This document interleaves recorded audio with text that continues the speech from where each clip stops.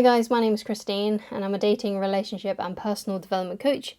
And today I'm talking about what women want from you as a partner, as a spouse, as someone that they're dating, right?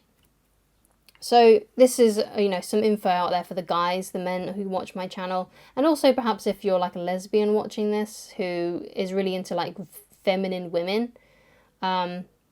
Because sometimes when it comes to relationships, there's usually one that's more masculine and one that's more feminine, and in a heterosexual relationship typically the more masculine one is the male and the more feminine one is the female, for obvious reasons. But in like gay lesbian relationships, then there's the dynamic is still there. Like there's still usually one that's a little bit more masculine than the other. There's one that's usually more nurturing, and there's usually one that's more goal-orientated, career-orientated, success-orientated, whereas the feminine one is more nurturing, has deeper connections with people, things like that. So, I'm sorry if that was a little bit of a tangent, but I just wanted to get it clear that this could be for other kinds of relationships out there as well.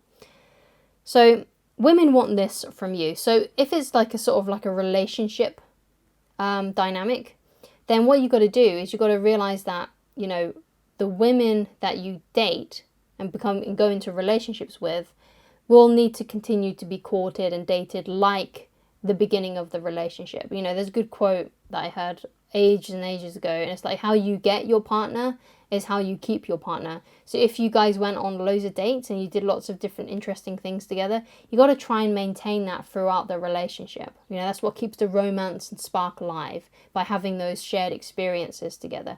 Now, of course, when things kind of get a little bit more complicated with your life, like when you have kids, or when, let's say you have more time, you have to spend more time at work and things like that. You've got other things that you need to do. You've got chores.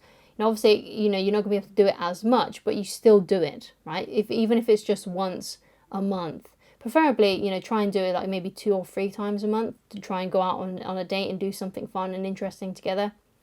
But the way that you keep your partner and you keep them happy, the way that you keep your woman and keep her happy, is you keep on dating her and spending that quality time with her. Because, I had a family member tell me once that she was really upset with her husband because, at the beginning of the relationship, he would like take her away on little mini breaks.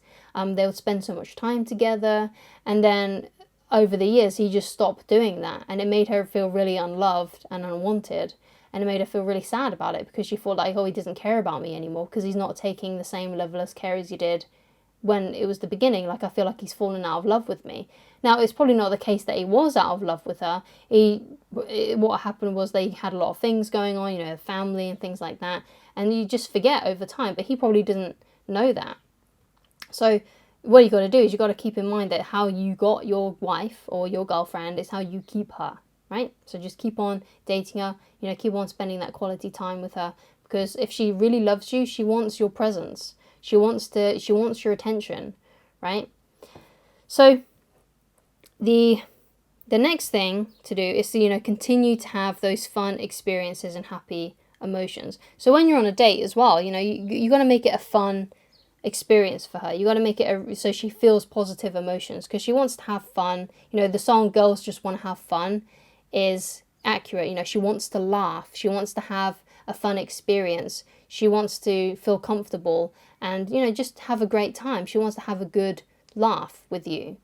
So, keep that in mind as well. Don't be too serious when you're dating, and also don't be too serious with your partner, your wife, if you are someone who is in a relationship. Make it funny, make it enjoyable, make it a great fun experience that you two can do together.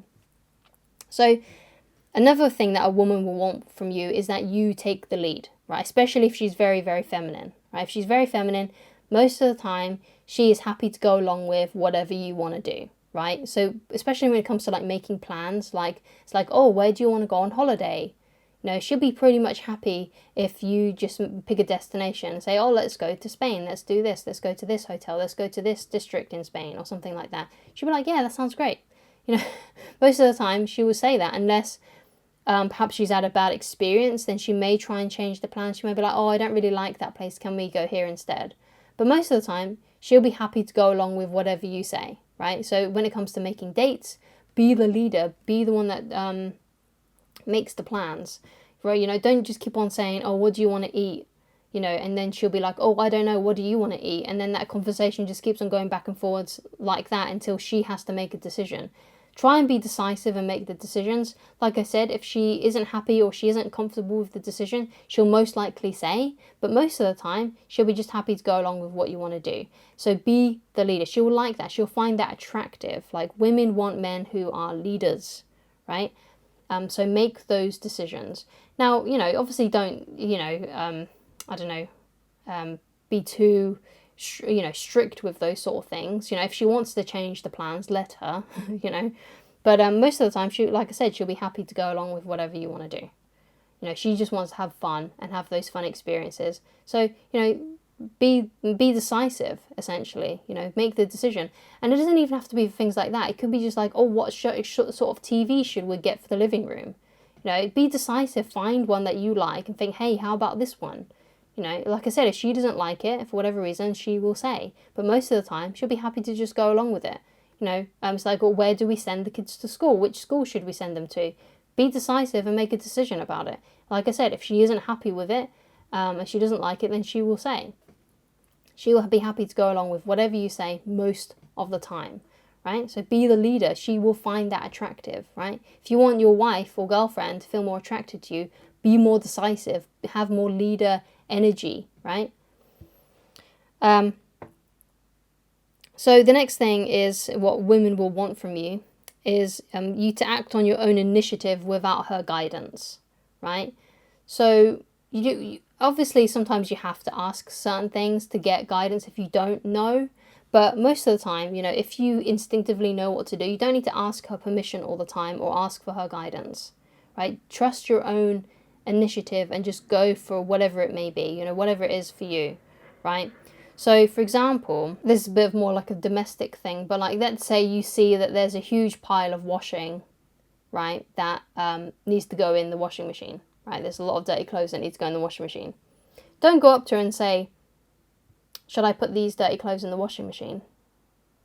Just do it, right? You don't have to ask her permission. She's not your mother, right? She's not your teacher. She's not your boss. Right? If you feel like there's something that needs to be done, just do it. If you're, you know, if you're getting a new car together, you know, don't say, oh, do you think we should get this car? You know, what you do is you say something like, I really like this car. What do you think? You know, don't ask her, should we get this car? Just be like, I really like this car. What do you think? Right?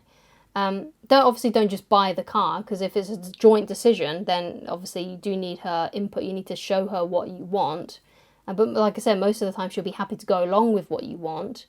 But you don't want to be, you know, asking her like, can I have this please? You know, things like that, because it's not attractive, right? Make your own decisions, be decisive, do what your instincts tell you to do, right? If you, like about the washing, the dirty washing, if you know that dirty washing needs to go and get clean and it's dirty washing, then put it in the washing machine and turn the washing machine on, right? You gotta, you know, think like that. You need to be decisive like that. Don't ask for her guidance unless for whatever reason you genuinely don't know, right? So, but I think most of the time you will know. Most of the time you will know what to do, but just don't ask her permission. You don't have to ask her permission to do things like, should I clean the should I go out and clean out the garage today? Should I take the rubbish out?